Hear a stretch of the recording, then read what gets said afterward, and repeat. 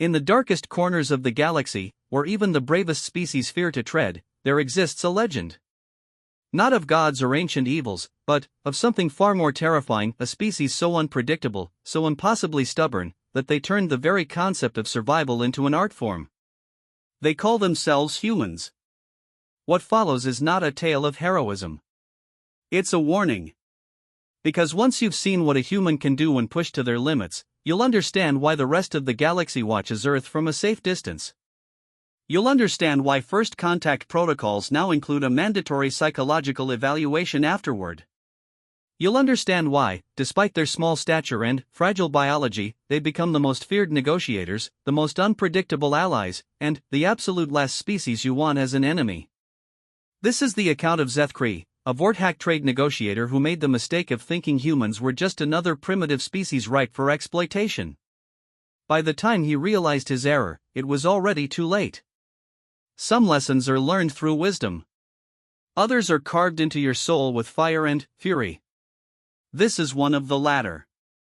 Zethkri's mandibles clicked with satisfaction as his ship approached the small blue planet on the edge of the galaxy. The preliminary scans had been promising a young species, barely out of their home system, with primitive technology and no apparent understanding of galactic politics. Perfect targets for the kind of deal that had made his reputation among the Vorthack Trade Consortium. The human delegation that boarded his vessel was laughably small. 3 individuals in simple clothing, carrying what appeared to be primitive recording devices. The lead human introduced herself as Sarah Chen, Earth's first interstellar trade representative. She was tiny even by human standards, with dark hair pulled back severely and eyes that seemed to take in everything at once. "Welcome aboard the Prophet's Edge," Zethkri announced, his translator rendering his words into the human's crude language. His forearms spread wide in what he'd learned was considered a welcoming gesture among most species. "I am Trade Master Zethkri of the Vorthack Consortium. We are pleased to establish relations with your developing civilization." Sarah's expression didn't change. "Thank you for agreeing to meet with us. We're eager to learn about galactic trade practices."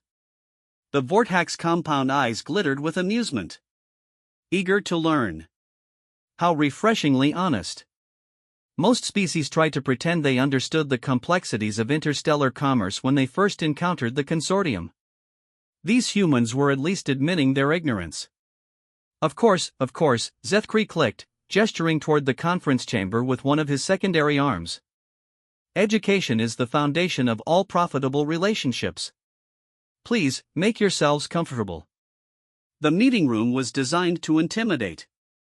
Holographic displays showed the vast network of consortium trade routes, the hundreds of member species, and, most importantly, the consequences of trying to operate outside their framework. Entire worlds reduced to poverty. Civilizations that had refused consortium membership becoming isolated and stagnant. The message was clear: join us, or be left behind. Sarah took her seat at the absurdly large conference table, her 2 companions flanking her. She folded her hands and waited, apparently unimpressed by the elaborate display of power. "Now then," Zethkri began, settling his considerable bulk into his chair, "let us discuss your world's integration into our network. The consortium has been monitoring Earth's development for some time, and we believe your species shows potential." "What kind of potential?" Sarah asked. "Labor potential, primarily." Zethkri pulled up a holographic analysis of human physiology. "Your people are remarkably adaptable. Variable body temperature tolerance, impressive endurance, and, most importantly, a documented willingness to perform dangerous tasks for minimal compensation. Very valuable traits in the current market." One of Sarah's companions, a man with graying hair, shifted uncomfortably. Sarah herself remained perfectly still. "You're suggesting we become a labor force for your consortium." "Not a labor force," Zethkri corrected with what he thought was diplomatic finesse. "Partners in development. Your people would have opportunities throughout the galaxy. Mining operations on worlds your physiology can tolerate better than other species. Construction projects in hazardous environments. Deep space maintenance work that requires your particular combination of manual dexterity and expendability. The word hung in the air like a poison cloud. Sarah's expression still hadn't changed. Expendability, she repeated. A poor choice of words, Zethkri backtracked quickly. I meant to say, acceptable risk tolerance. Humans appear to have a remarkable willingness to engage in dangerous activities. This could be quite profitable for all involved. Sarah nodded slowly. I see. And, what would Earth receive in return for this partnership? Technology, of course. Medical advances that could extend your brief lifespans. Energy systems to power your growing cities. Transportation technology to connect your scattered settlements. And, most importantly, protection.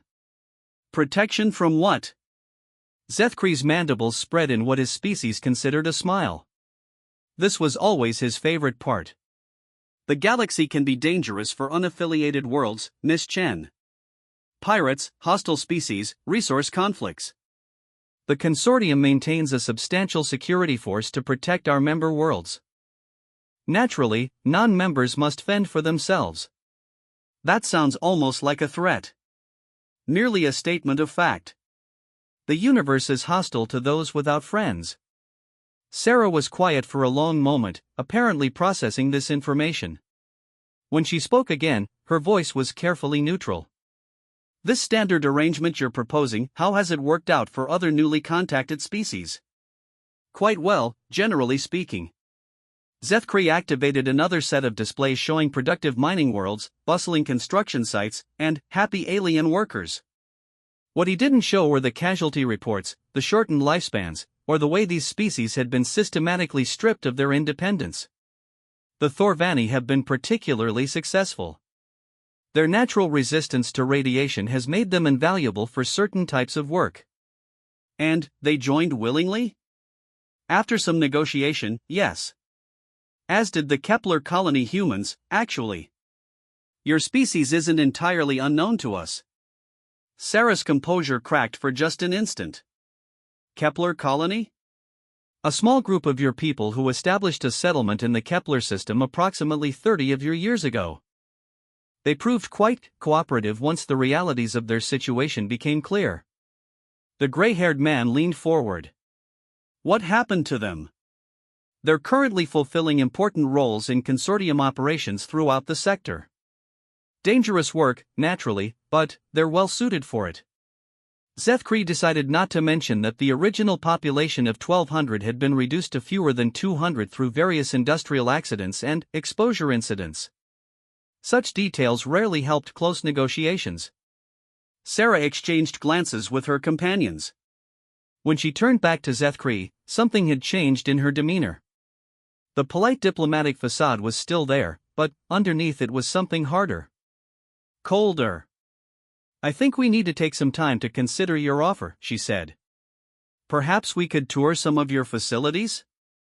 See these successful partnerships firsthand? Of course. An excellent idea.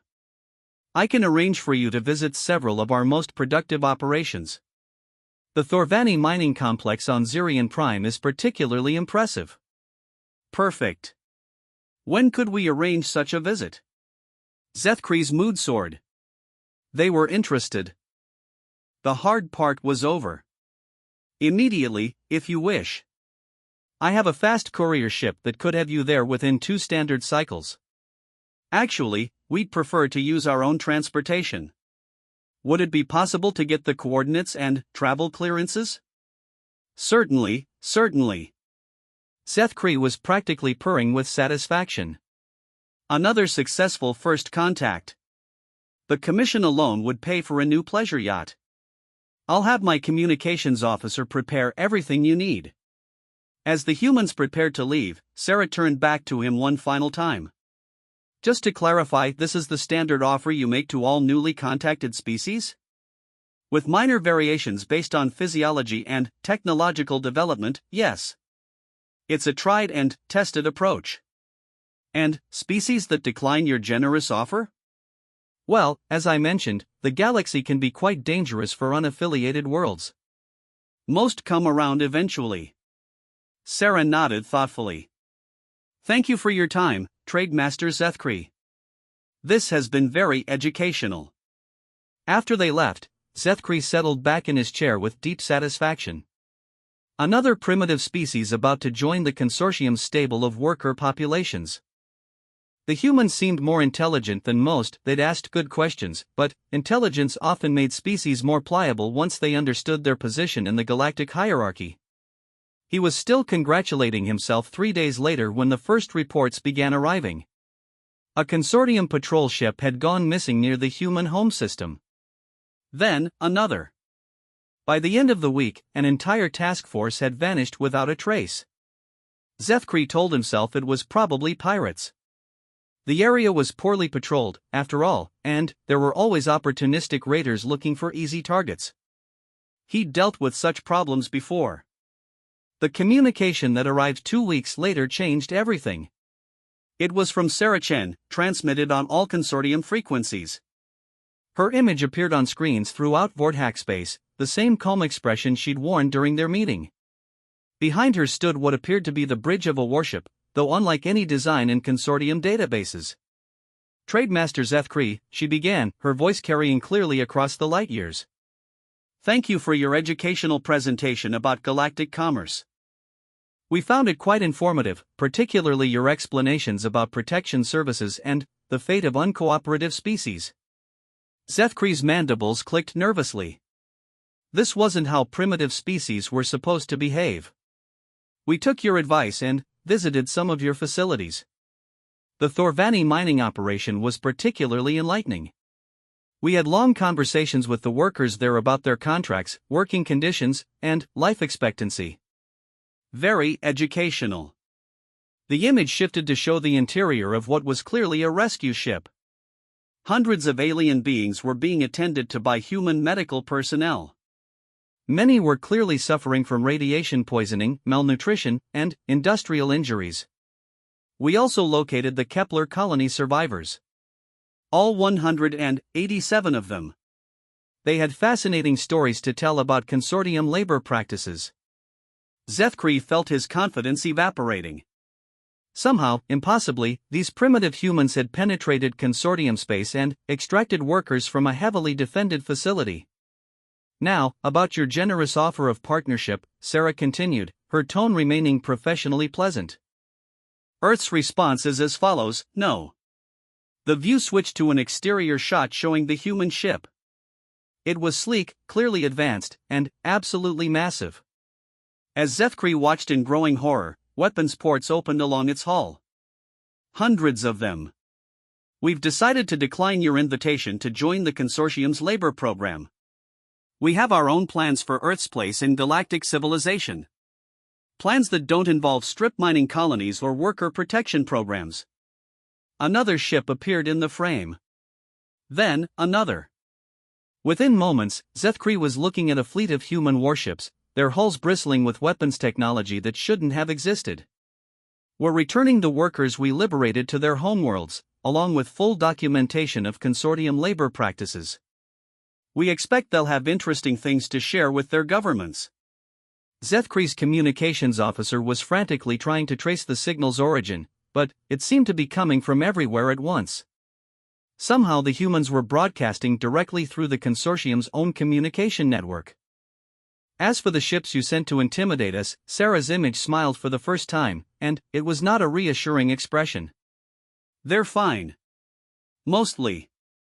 We've returned their crews to consortium space, though I'm afraid the ships themselves will be serving as navigational hazards for the foreseeable future.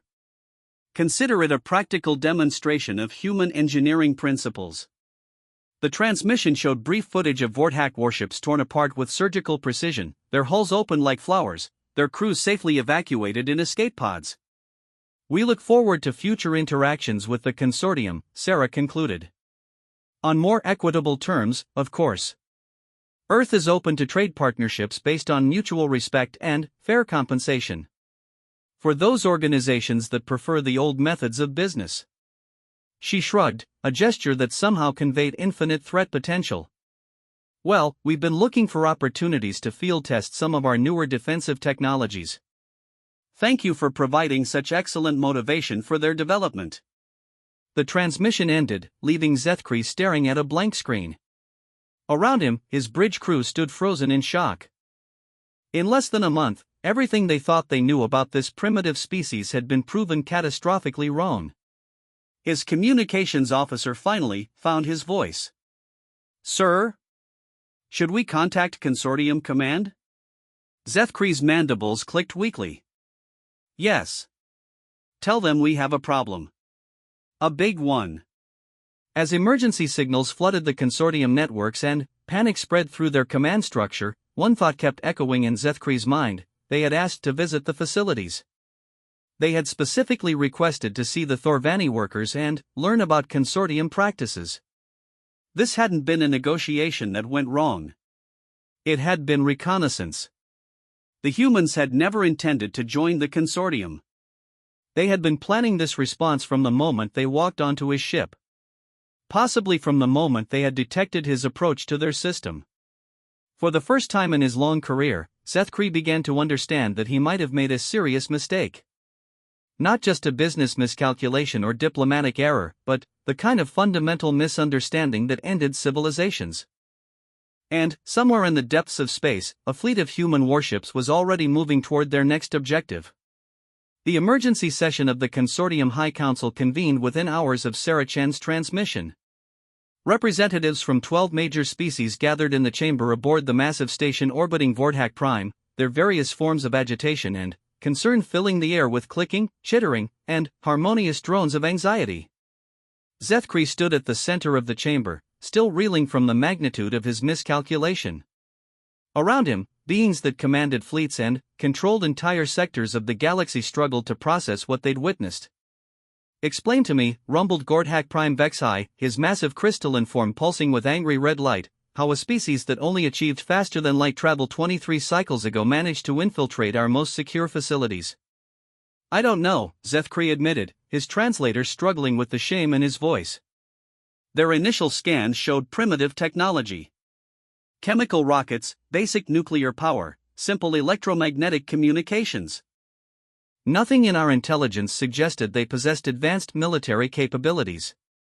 And yet they dismantled a patrol fleet without casualties," added Threnodai Ambassador Silthes, her serpentine form coiled with tension. "Our ship's hulls were cut apart with precision that suggests incredibly advanced particle beam technology. But they evacuated the crews first. What kind of military doctrine prioritizes enemy survival?" High Admiral Krexmore of the Zolani hegemony leaned forward in his hoverchair, his cybernetic implants whirring softly. "I've analyzed the footage. The cuts were made to disable, not destroy. They systematically removed weapons, engines, and communications, but left life support intact. This suggests either remarkable restraint or..." He paused, his optical sensors flickering. "Or they were sending a message."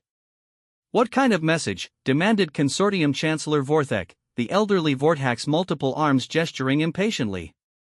"That they could have killed everyone, but chose not to," Krexmore replied grimly. "It's a demonstration of capability combined with moral superiority. Very sophisticated psychological warfare." Silthes's hood flared with agitation. "Psychological warfare requires understanding your opponent's psychology. How could they have developed such insight into Consortium species without any prior contact?" The question hung in the chamber like a toxic cloud. Zethkri felt all eyes turning toward him, though he had no answers to give. The humans had played their role perfectly, curious, slightly intimidated, eager to learn. Even now, he couldn't identify a single moment where their true intentions had shone through. "Perhaps," suggested cultural analyst Mertai of the Academic Collective, her crystalline voice ringing with thoughtful harmonics, "we should examine what they actually accomplished. They liberated approximately 4,000 workers from various facilities, documented our labor practices, and broadcast evidence of those practices to their respective homeworlds. The question is not how they did it, but why they considered it worth the risk of war. They were establishing moral authority," Chancellor Vorthek realized, his mandibles clicking with bitter understanding. "By demonstrating that they could rescue our workers while we couldn't even protect our own facilities, they've positioned themselves as liberators rather than aggressors." High Admiral Krexmore nodded grimly. My intelligence staff has been monitoring communications throughout consortium space. Worker populations are talking. Some are asking questions about their contracts. Others are requesting status updates on family members they haven't heard from in cycles. The humans didn't just rescue people, they provided a list of names and locations. The implications hit the chamber like a physical blow. The consortium's labor system depended on workers believing they had no alternatives. If they started questioning their circumstances, if they began to understand what had really happened to their missing relatives. How many worlds know? Chancellor Vorthak asked quietly. 17 so far, Crexmore reported. The humans are transmitting documentation packages to every government that had citizens in consortium facilities. Complete medical records, video testimonies, industrial safety reports. Everything. Korthak Prime Vexhi's crystalline form had shifted to a deep purple, indicating profound stress. Our economic model depends on those workers. If they withdraw, the consortium collapses within 4 cycles, Chancellor Vorthak finished. 20% of our GDP comes from operations that depend on expendable labor. Ambassador Sylthes rose from her coiled position, her movements sharp with tension. Then, we negotiate. These humans want something, or they would have simply attacked. Find out what they want and give it to them. They already told us what they want, Zethkri said quietly. Trade partnerships based on mutual respect and fair compensation. That's impossible, Vexhi's voice resonated with crystalline certainty. Fair compensation for that level of dangerous work would make the operations unprofitable.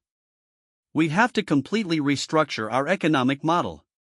Then, we restructure, Sylthes hissed. Better to adapt than face extinction. You're assuming they'll be satisfied with reform, Crexmore interjected. What if they're not interested in coexistence? What if this is the beginning of a campaign to dismantle the consortium entirely? The question sparked angry debate throughout the chamber. Some argued for immediate military response, others for diplomatic solutions. A few suggested retreat, pulling back consortium operations and hoping the humans would be satisfied with their current victories. Zethkri listened to the arguments with growing despair. They were all thinking like civilized beings, trying to apply rational frameworks to an irrational situation. But humans, he was beginning to suspect, might not be civilized at all.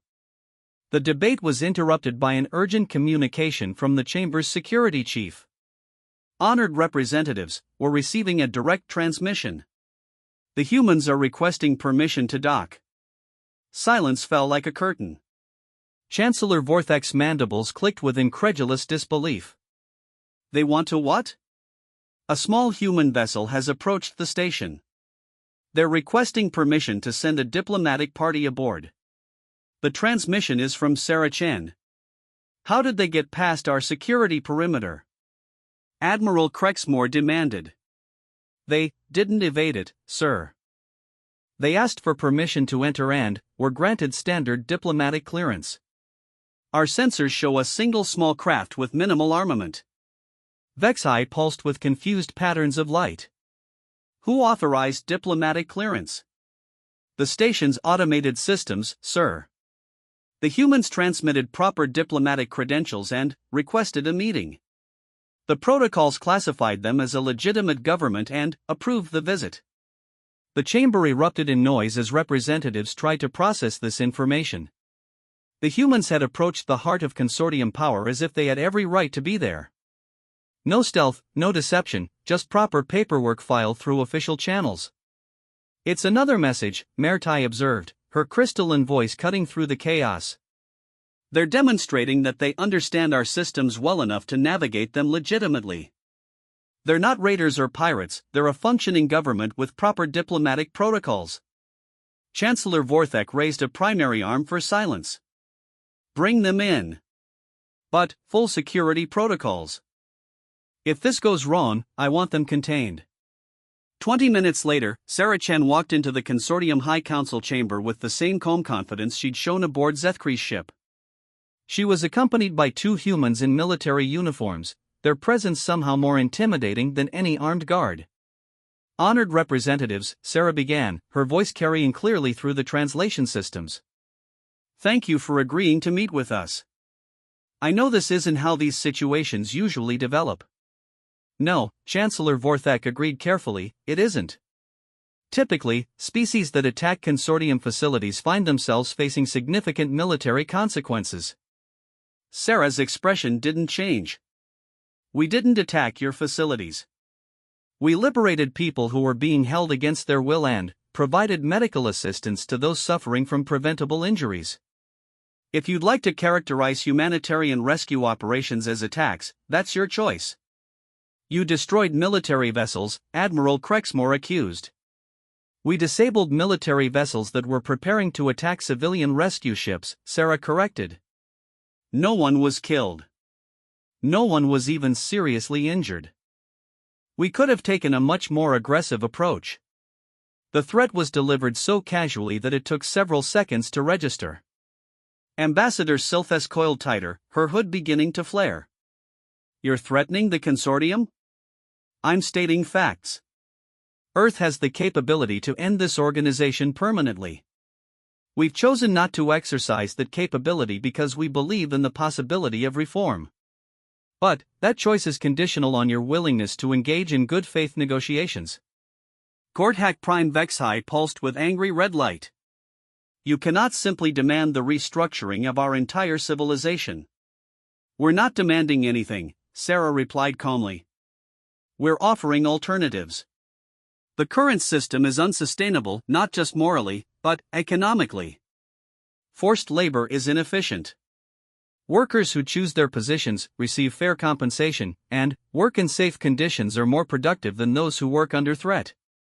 You're sacrificing long-term stability for short-term profit. Easy enough to say, Chancellor Vorthak clicked irritably. Do you have evidence to support these claims? Sarah gestured to one of her companions, who activated a holographic display. Charts and graphs filled the air, showing economic analyses and productivity comparisons. Earth's economic development over the past 50 years, Sarah explained as the data shifted and flowed. We transformed from a pre-industrial society to a spacefaring civilization in less than 2 centuries by implementing fair labor practices, investing in worker education, and prioritizing long-term sustainability over short-term exploitation. The displays showed technological advancement curves, economic growth patterns, and social stability indices. The progress was undeniably impressive, but Vexhai's crystalline form flickered with skepticism. Your species is naturally innovative. These results may not apply to others. Perhaps not, Sarah agreed. But we've also analyzed the historical data from consortium member worlds. Every species showed greater innovation and productivity rates before joining your organization. The current system doesn't just harm workers, it retards technological and cultural development. She was right, Zethkri realized with growing horror. He'd seen the reports himself but never connected them. Species that joined the consortium typically experienced an initial economic boost followed by gradual stagnation. They became dependent on the system, losing the innovation that had made them attractive partners in the first place. What exactly are you proposing? Chancellor Vorthak asked, his voice heavy with resignation. Gradual transition to voluntary employment with fair compensation. Investment in education and technology development for member worlds. Elimination of hazardous working conditions that can be avoided through better equipment or procedures. And, most importantly, genuine partnership instead of exploitation. The economic disruption would be massive, Admiral Crexmore protested. Entire sectors would collapse. In the short term, yes. But we're prepared to assist with the transition. Earth has developed technologies that could make many of your current operations safer and more efficient. We're willing to share that knowledge as part of restructuring agreements. Ambassador Sylthes uncoiled slightly, her hood settling. And if we refuse? Sarah's expression remained perfectly neutral. Then, you refuse. Earth isn't interested in forcing change. We'll simply continue our current policy of liberating workers and providing them with alternatives. Eventually, the consortium's labor pool will dry up, and your economic model will collapse naturally. The statement was delivered without emotion, but its implications were devastating. The humans weren't threatening war, they were offering to accelerate the consortium's natural decline into obsolescence. "You've thought this through carefully," Mertai observed, her crystalline voice resonating with what might have been admiration.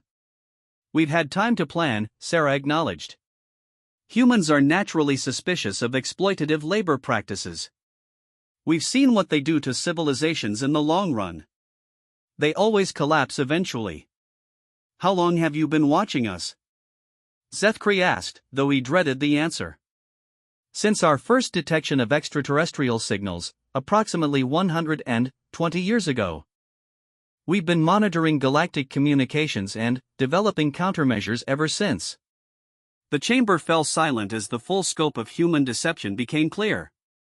They had been preparing for first contact for over a century, studying galactic civilizations and developing strategies for every possible scenario. Zethkri's first contact had been anything but. "You never intended to join the consortium," he said.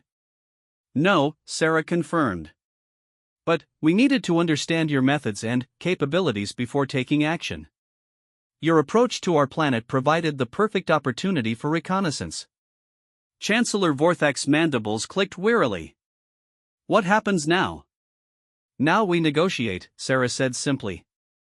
"Earth is prepared to provide technical assistance, economic transition support, and alternative employment opportunities for displaced workers.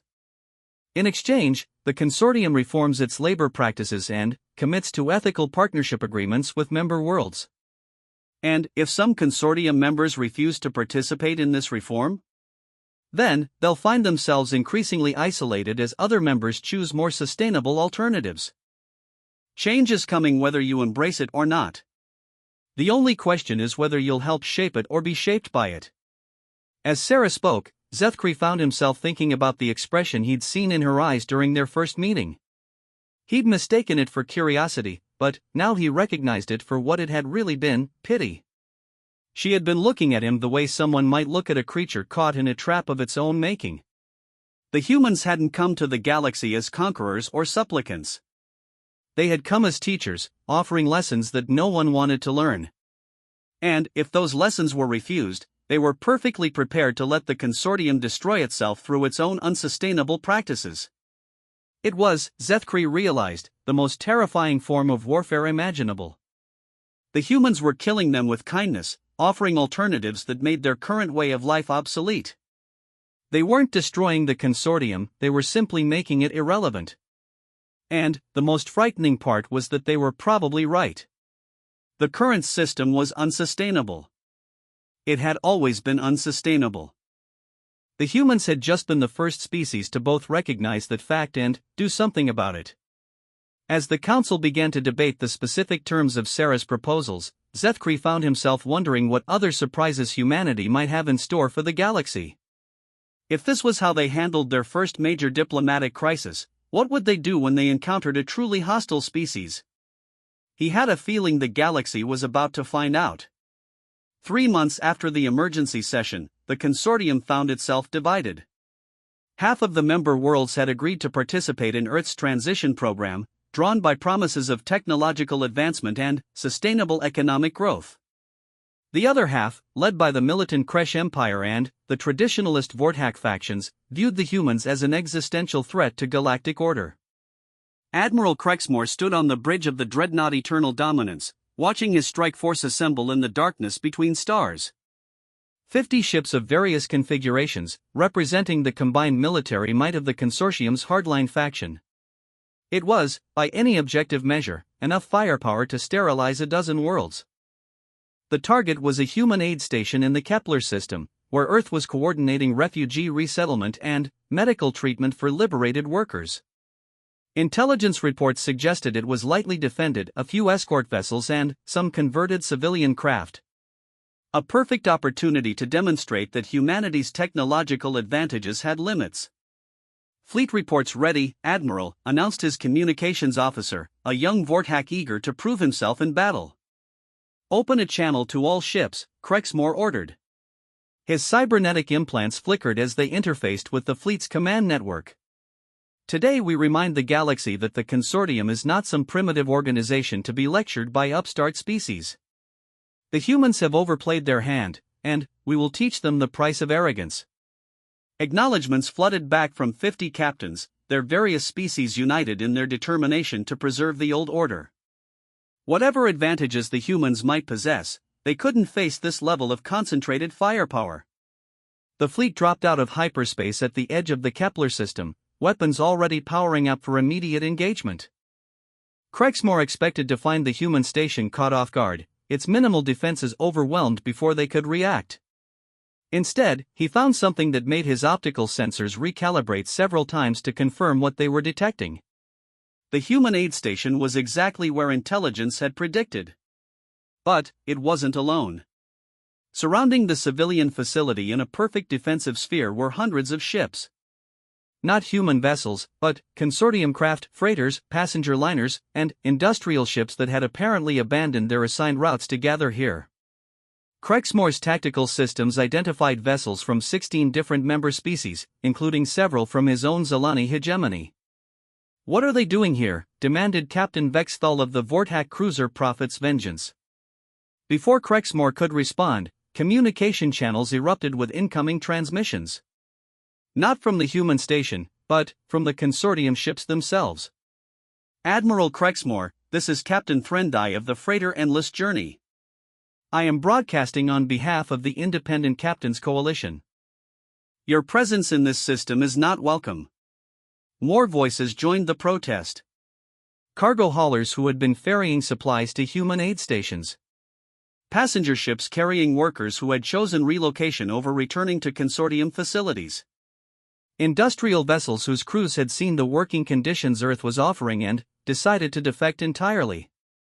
"You have no authority to interfere with legitimate consortium military operations," Crexmore transmitted back, though his confidence was shaking. The ships arrayed against him weren't warships, but their combined mass was considerable. "The consortium's authority comes from the consent of its members," replied Captain Threndai. "That consent has been withdrawn. These vessels and their crews no longer recognize consortium jurisdiction." The implications hit Crexmore like a physical blow. This wasn't just about the humans anymore. The economic transition program had created something unprecedented in galactic history, a mass defection of consortium personnel. "Sir," his sensor operator reported, "we're detecting weapon signatures from some of the civilian vessels. They appear to have been retrofitted with defensive systems." "Defensive systems of what type?" "Unknown configuration.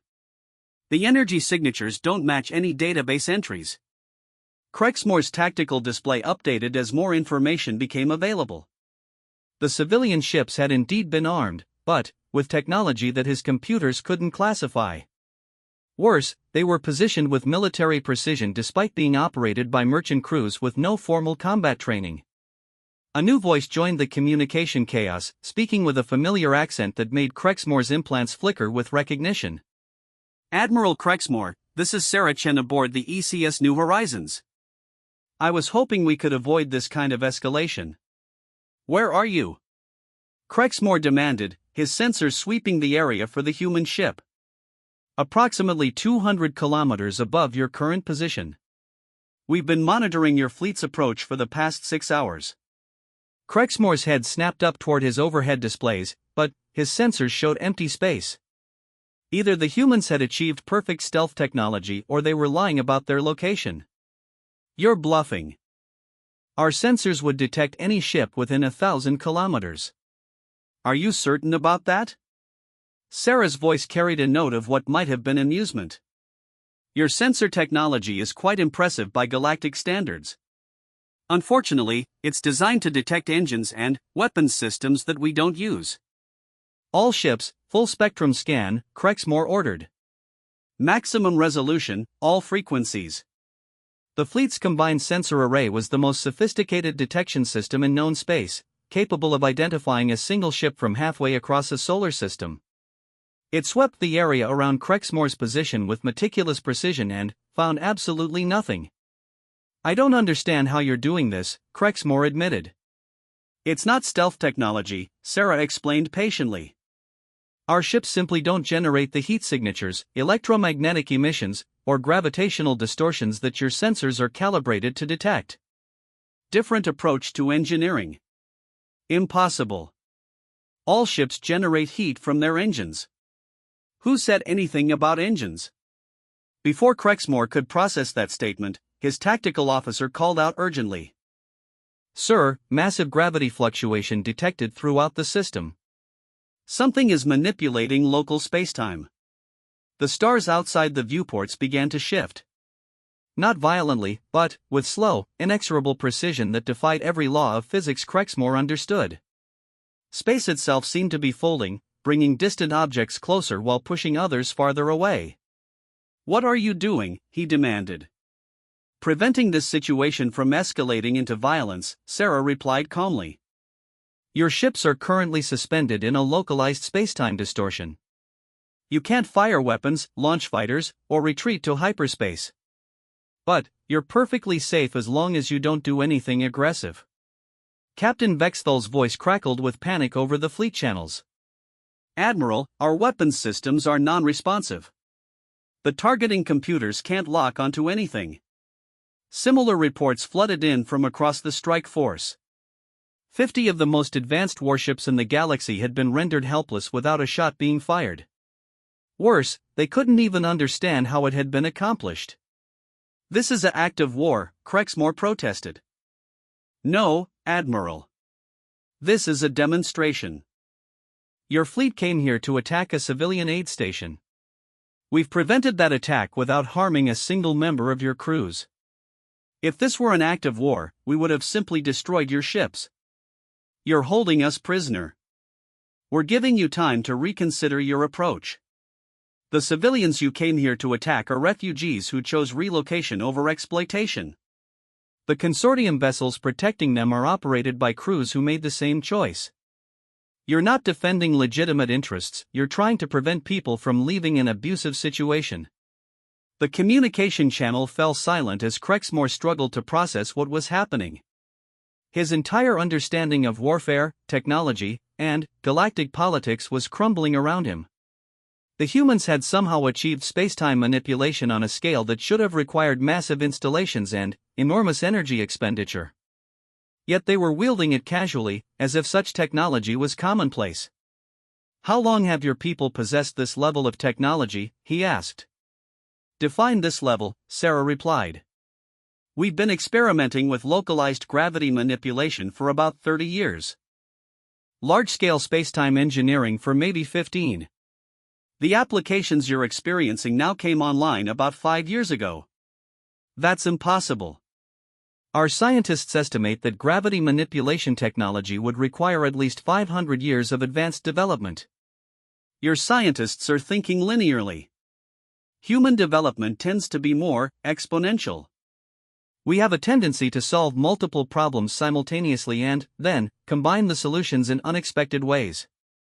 A new voice joined the conversation, speaking in the harmonious tones of the academic collective.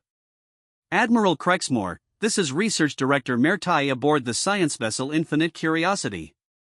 I request permission to approach the human vessel. Crexmore stared at his displays in disbelief. The collective's most advanced research ship was here, apparently operating independently of Consortium Command Authority. Research Director, explain your presence in this system. I've been studying human technological development since their first diplomatic contact, Mertai replied. Their advancement rate is unprecedented in galactic history. In 3 months, they've developed solutions to engineering problems that have puzzled our finest minds for millennia. They're sharing their technology, Sarah added. Any species that wants to participate in cooperative research is welcome to join our programs. The transition isn't just about labor practices, it's about accelerating technological development for everyone. And how exactly does that work? Crexmore demanded. Humans approach problems differently than most species, Mertai explained.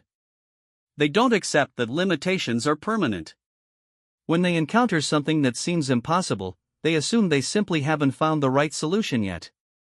It's a radically different mindset. More importantly, Sarah continued, they share their discoveries freely. Human researchers believe that technological advancement benefits everyone, not just those who make the initial breakthroughs. It's why our development accelerates exponentially. Each new discovery builds on all the previous ones, and the knowledge base grows continuously. Crexmore felt his worldview shifting fundamentally. The consortium had always hoarded technology, using it as leverage to maintain control over member species. The idea of sharing advanced research freely was so alien to his understanding that he struggled to comprehend it. What do you get in return? He asked. More perspectives on our problems. Humans are innovative, but we're not the only intelligent species in the galaxy. When collective researchers look at our gravity manipulation systems, they see applications we never considered. When Threnodai engineers examine our manufacturing processes, they improve efficiency by orders of magnitude. Cooperation multiplies everyone's capabilities. The truth was becoming unavoidable. The humans hadn't just developed superior technology, they had created a superior system for developing technology. While the consortium had been maintaining control through scarcity, humanity had been achieving dominance through abundance. Your fleet is outnumbered and outgunned, Captain Threndai announced, his transmission reaching all vessels simultaneously. But, more importantly, you're fighting for a cause that benefits no one except those who profit from exploitation. Join us, and help build something better. Crexmore watched his tactical displays as his own officers began requesting private channels. Throughout the strike force, crew members were asking questions about human employment opportunities, research programs, and resettlement assistance. The military unit he'd assembled to demonstrate consortium strength was disintegrating from within. Admiral, his communications officer said quietly, I'm receiving defection requests from 17 ships. They're asking about transfer procedures. Transfer to what? The Independent Coalition. Apparently, any consortium personnel who want to leave their current positions can request immediate relocation assistance. Sarah's voice returned to the general channel. Admiral Crexmore, you and your remaining ships are free to leave whenever you choose. The spacetime distortion will dissipate once you power down your weapons and withdraw to a safe distance. And if we refuse? Then, you'll remain here until you change your minds.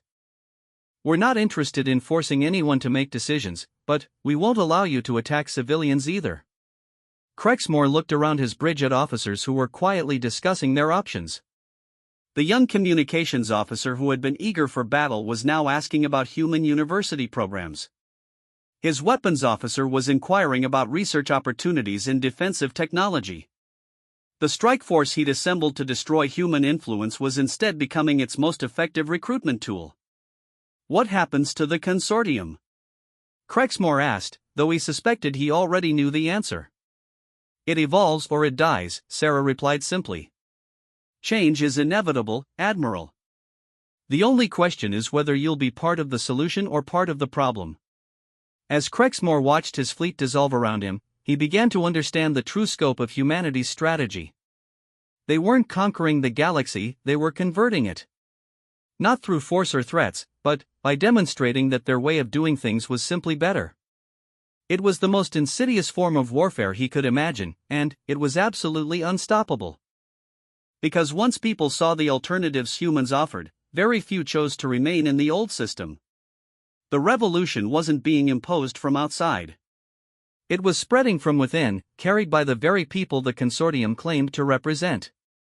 And Crexmore was beginning to suspect that resistance was not just futile, but fundamentally pointless. The humans were right about one thing: change was inevitable. The only question was whether the consortium would adapt or be replaced entirely. As he gave the order to power down weapons and withdraw, Crexmore found himself wondering what other surprises humanity might have in store for the galaxy. If this was how they handled military confrontation, what would they do when faced with a truly existential threat? Unfortunately, he had a feeling they were about to find out. 6 months after the Kepler incident, the galaxy had settled into an uneasy new normal. The consortium still existed, but as a shadow of its former self. Nearly 60% of its member worlds had switched to Earth's partnership model, drawn by the technological advantages and ethical labor practices humanity offered. The remaining consortium factions had consolidated around the core systems, becoming increasingly isolated and militant. Dr. Elena Vasquez stood in the observation deck of the research station orbiting Proxima Centauri, watching the construction of humanity's first major galactic shipyard. The facility was a joint project between Earth, the academic collective, and 17 former consortium worlds, representing the kind of cooperation that would have been impossible under the old system. The quantum resonance tests are complete, reported her colleague, Dr. Threnke of the collective, his crystalline form shimmering with excitement. The new drive system exceeds all theoretical projections. We should be able to reach the Andromeda Galaxy within 2 standard years. Elena nodded, though her attention was focused on something else entirely. For the past 3 weeks, long-range sensors had been detecting anomalous energy readings from the galactic rim. The patterns were too regular to be natural phenomena, but too advanced to match any known technology.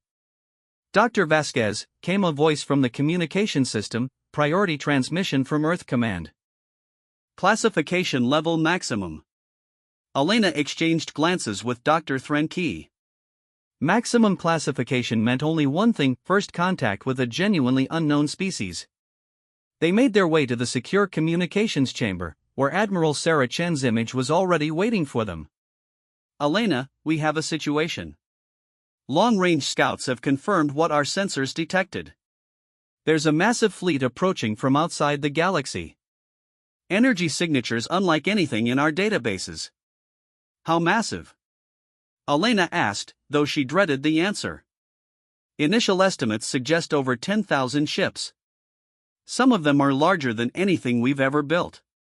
They'll reach the outer rim systems within 4 days. Dr. Threnke's crystalline form flickered with patterns indicating extreme distress. 10,000 ships? That's larger than the entire consortium fleet at its peak. It gets worse, Sarah continued. We've intercepted some of their transmissions. The language is completely unknown, but our computer models suggest it's a formal military communication protocol. They're not explorers or refugees. Elena felt her stomach drop. They're invaders. That's our assessment. Whatever's happening in their home galaxy, they're looking for new territory. And they're coming here with enough force to take it. The implications were staggering.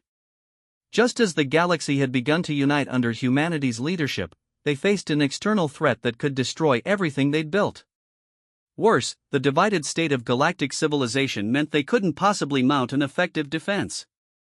What's the status of the consortium hardliners? Elena asked. That's where it gets complicated. We sent a diplomatic transmission to Chancellor Vorthek, offering to coordinate defense efforts. His response was less than encouraging. Sarah's expression darkened. He believes this is an opportunity to regain control. If the invasion succeeds in destroying our partnership alliance, the survivors will have no choice but to accept renewed consortium authority. He's going to let them invade? Dr. Threnke's harmonic voice cracked with disbelief. Not just let them, he's actively refusing to cooperate with defense preparations. Some of our intelligence sources suggest he may even be planning to offer the invaders consortium assistance in exchange for favorable terms. Elena stared at the display in horror. The very organization they'd been trying to reform was now willing to collaborate with external invaders rather than accept change. The stupidity was breathtaking. How much time do we have? She asked. 4 days before they reach the rim systems. Maybe 2 weeks before they penetrate to the core worlds. Not enough time to evacuate civilian populations or establish meaningful defensive positions. What about our new technologies? The gravity manipulation systems proved effective against consortium vessels. Sarah's expression grew grim. We've run preliminary analyses based on the invaders' energy signatures. They're using some kind of shielding technology that might be immune to our spacetime manipulation. We simply don't know enough about their capabilities to predict what will work. Dr. Threnke moved closer to the display, his form pulsing with rapid thought patterns. There might be another option. The academic collective has been working on theoretical models for large-scale dimensional manipulation. Not just local spacetime distortions, but actual folding of galactic space. What kind of applications? Elena asked.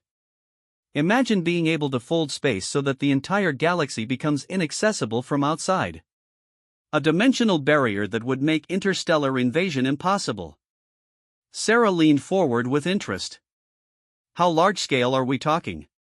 Galactic. We could essentially isolate our entire spiral arm from external access. Nothing comes in, nothing goes out, until we choose to lower the barriers. That sounds like it would require enormous energy expenditure, Elena observed. Under normal circumstances, yes. But the combined technological resources of our alliance might be sufficient. Humans, the collective, and our other partners have developed energy generation techniques that surpass anything the consortium achieved.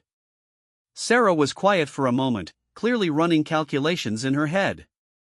Even if it's technically possible, we'd need cooperation from every major civilization in the galaxy, including the consortium. Then, we convince them, Elena said simply. They may be too proud to accept our partnership, but they're not stupid enough to prefer alien conquest.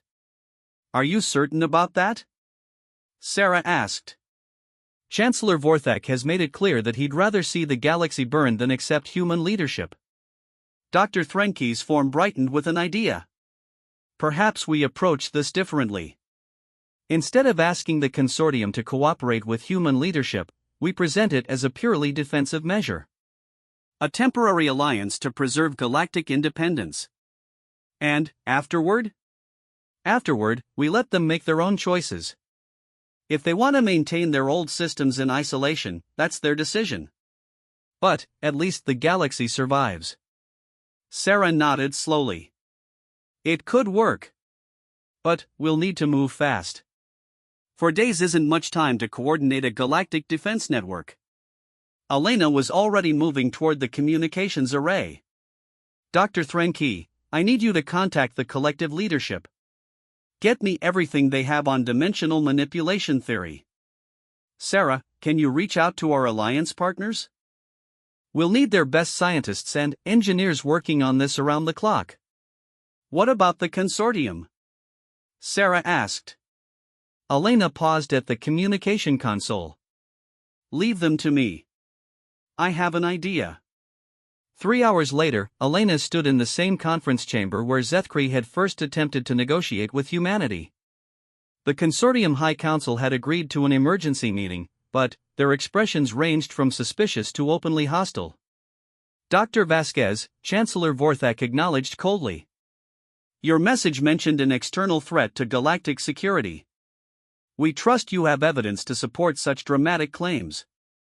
Elena activated her holographic display, showing the long-range sensor data and trajectory analyses. The approaching fleet was unmistakably real and unmistakably hostile. 10,000 ships, she announced without preamble. Unknown technology, military formation, approaching from outside the galaxy. They'll reach your outer territories within 4 days. The chamber erupted in noise as representatives processed this information. Gorthak Prime Vexhi's crystalline form pulsed with agitated patterns. How do we know this isn't some human deception? Because, Elena replied calmly, if humans wanted to conquer the consortium, we would have done it months ago. We don't need to invent external threats to justify action we could take whenever we choose. Ambassador Silthes coiled forward aggressively. Then, why should we believe you want to help us now? Because we don't want to help you. We want to save ourselves. And, unfortunately for all of us, that requires saving you too. The blunt honesty seemed to catch them off guard. Elena pressed her advantage. This fleet represents a threat to every civilization in the galaxy, including Earth. We can't defend against them alone, and neither can you. But, together, we might have a chance. What kind of chance? Admiral Krexmore asked. His experiences at Kepler had clearly changed his perspective. He seemed more willing to consider human capabilities. Elena outlined Dr. Threnke's dimensional barrier proposal, explaining the theoretical framework and energy requirements. As she spoke, she watched the consortium representatives grapple with the implications. "You're proposing to isolate the entire galaxy?" Chancellor Vorthek asked. "Temporarily. Until we can develop defenses against this new threat. And what guarantee do we have that humans won't use this technology to maintain permanent control?" Elena smiled grimly. "None whatsoever. You'll have to trust us." The chamber fell silent. Trust was not a concept the consortium understood well. However, Elena continued, "You might consider that we've had months to impose permanent control if that were our intention. Instead, we've consistently offered partnership and cooperation. At some point, our actions have to speak louder than your suspicions." Cultural analyst Mertai rose from her position, her harmonious voice filling the chamber. "I have been studying human behavior patterns since first contact. Their actions have been consistently aligned with their stated principles. When they could have taken by force, they negotiated. When they could have destroyed, they liberated. When they could have conquered, they reformed. And now they're offering to defend us," added Admiral Krexmore. "Against an enemy that could have been their opportunity to eliminate us entirely." Chancellor Vorthek's mandibles clicked with frustrated resignation. "What do you need from us? Every energy generation facility you possess. Every computational resource. Every physicist and engineer who understands dimensional theory. We have less than 4 days to create something that's never been attempted before. And if it fails? Then, we fight the invaders with conventional weapons and probably lose. But at least we'll lose together instead of separately." The vote was closer than Elena had hoped, 7 in favor, 5 opposed. But it was enough. As the consortium representatives began coordinating with their respective worlds, Elena found herself thinking about humanity's journey from a small, isolated planet to the reluctant leaders of galactic civilization. They had never wanted this responsibility, but they had accepted it because the alternatives were worse. Now they faced their greatest test yet. Not just of their technology or their military capabilities, but of their fundamental belief that cooperation was stronger than conflict. The next few days would determine whether that belief was naive idealism or the foundation of a new kind of galactic civilization. Elena hoped they would live long enough to find out. The Dimensional Barrier Project began immediately, with scientists and engineers from dozens of species working around the clock to turn theory into reality. Meanwhile, the approaching fleet continued its inexorable advance toward the galactic rim. Humanity had changed the galaxy once through unexpected generosity and technological innovation. Now they would have to do it again through sheer desperation and the hope that their former enemies could learn to trust them just long enough to save everyone.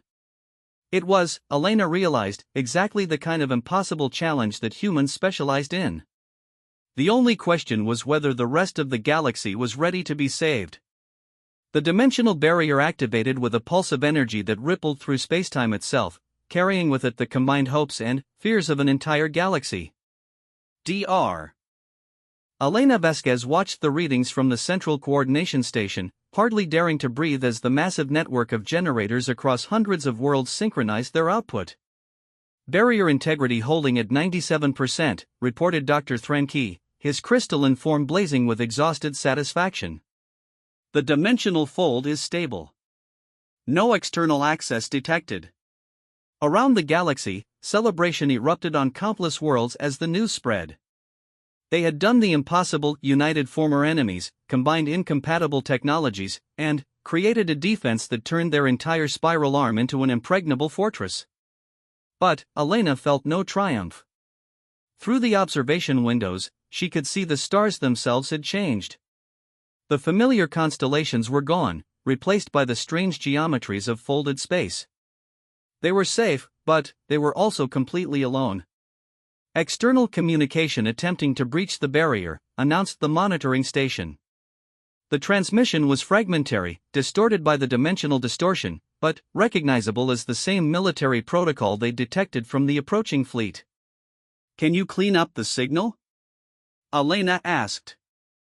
The technicians worked for several minutes before managing to extract a partial message. When it played through the speakers, the entire command center fell silent. The voice was artificial, clearly generated by some kind of translation matrix, but the words were chillingly clear: dimensional barrier detected, galaxy quarantined per Protocol 7, marking system as contaminated, maintaining perimeter until sterilization procedures available. Elena felt her blood turn to ice. They're not trying to invade. They're trying to contain us. Dr. Threnke's harmonic voice cracked with horror. Containment implies we represent some kind of threat to them. What kind of threat could a single galaxy pose to beings with 10,000 ships?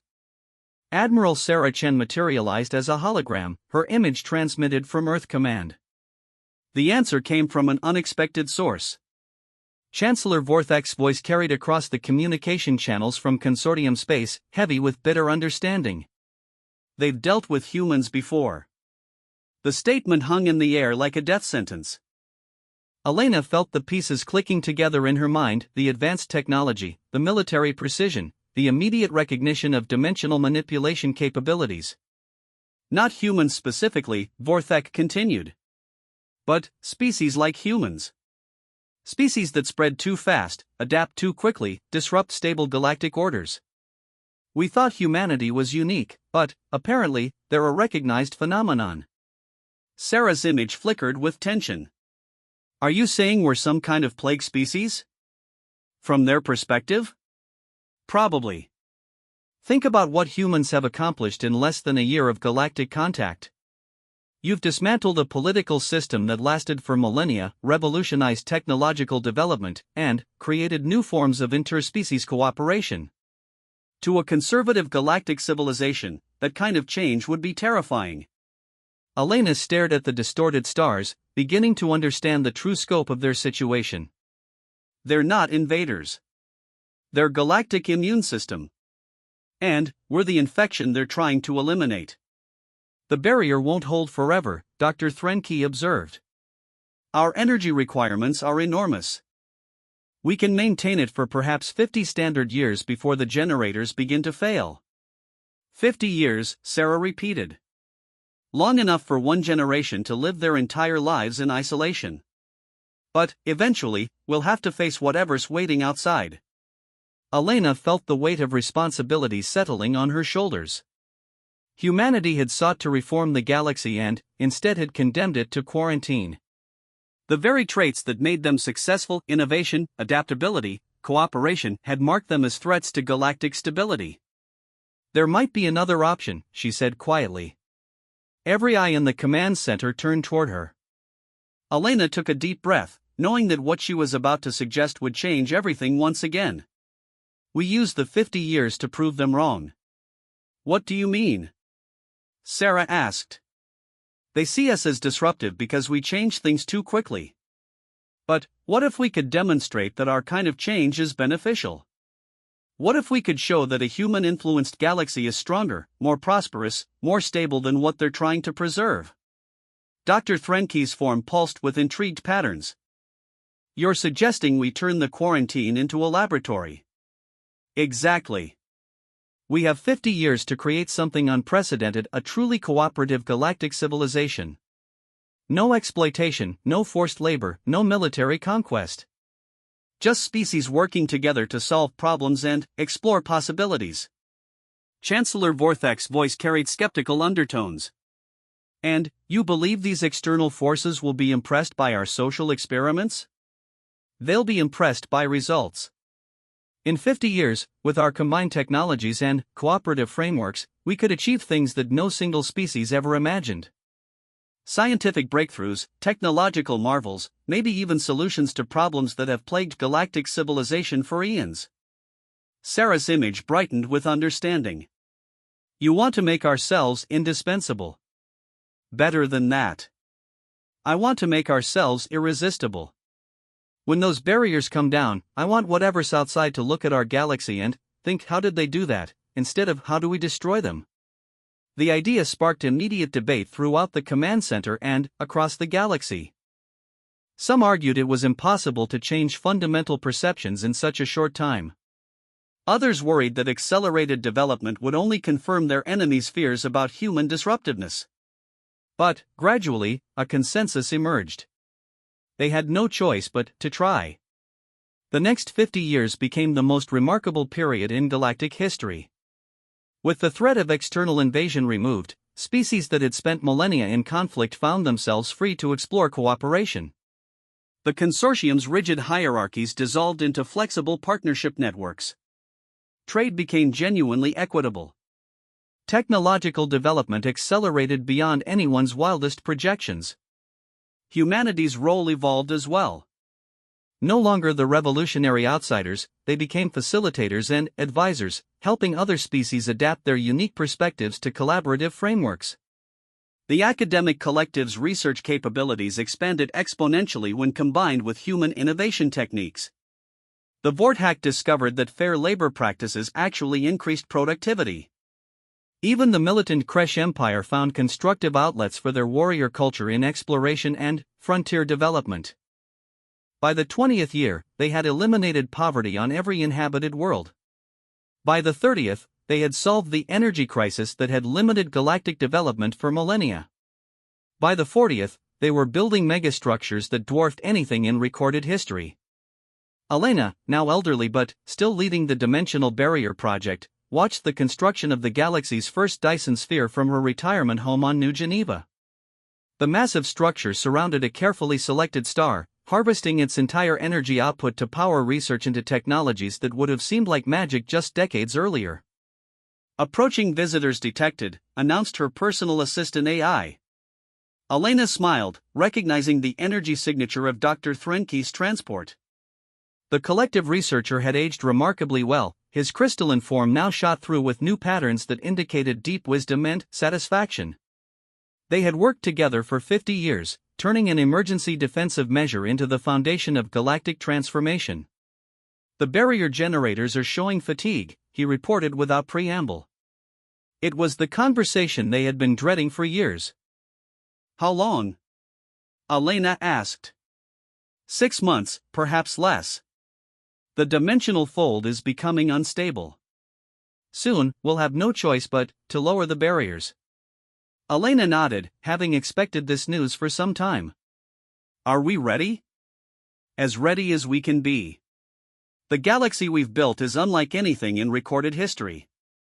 If external civilizations can't appreciate what we've accomplished, then we'll defend ourselves. But I have a feeling we won't need to. The final months passed quickly as the galaxy prepared for whatever waited outside. Defensive systems were tested, diplomatic protocols were established, and contingency plans were refined. But there was no panic, no desperation. They had built something worth preserving, and they were confident in their achievements. When the barriers finally collapsed, the first external ships to approach carried not weapons, but sensors. Scientific vessels, exploration craft, and diplomatic transports approached the galaxy's edge with obvious caution. The first transmission came within hours, broadcast on frequencies that suggested advanced translation capabilities. This is the Galactic Council research vessel Infinite Wisdom. We are detecting unprecedented energy signatures and technological achievements within your system. Request permission to establish formal diplomatic contact. Elena, now serving as humanity's senior diplomatic advisor, smiled as she composed their response. This is the Galactic Cooperative Alliance, representing all species and civilizations within this spiral arm. Permission granted. Welcome to our galaxy. The subsequent negotiations lasted for months, but the outcome was never in doubt. The external civilizations, themselves part of a vast intergalactic community, were fascinated by what the quarantined galaxy had achieved. Technologies they had thought impossible, social structures that eliminated conflicts they had considered inevitable, and, most remarkably, genuine cooperation between species that had historically been enemies. How did you accomplish this? Asked Ambassador Kethvar of the Galactic Council during one of the early meetings. Our records show this region was dominated by exploitative trade practices and military conflicts for over 10,000 years. Sarah Chen, now elderly but still serving as Earth's primary diplomatic representative, exchanged glances with Elena. They had discussed this question many times over the years. We had good teachers, Sarah replied simply. Species that showed us there were alternatives to conflict and exploitation. We just helped organize the effort to implement those alternatives. Elena suppressed a smile at Sarah's diplomatic understatement. The truth was more complex. Humanity had indeed disrupted the old order, but they had replaced it with something better. The very traits that had made them seem threatening had ultimately proven to be exactly what the galaxy needed.